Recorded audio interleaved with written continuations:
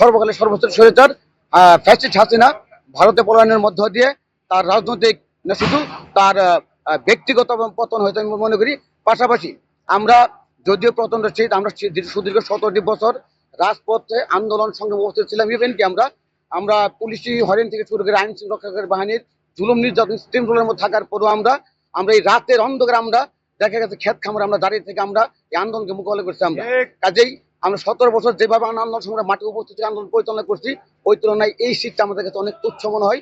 তারেক রহমান আগমন মানে বাংলাদেশে একটা নতুন বার্তা, আগামী সুজলা সুফলা সোনার বাংলাদেশ গড়ার লক্ষ্যে আমাদের বিএনপির প্রচার চেয়ারম্যান শহীদ জিয়াউর রহমান বীরউত্তম কর্তৃক যে নির্দেশনা রয়েছে, সেই নির্দেশনা সর্বোচ্চ সম্মান এবং শ্রদ্ধা রেখে আগামী রাষ্ট্রীয় জনতা তারেক রহমান আমাদের ভবিষ্যৎ বাংলাদেশ বিনির্মাণে যে গঠনমূলক দিক নির্দেশনা আমাদের করবেন।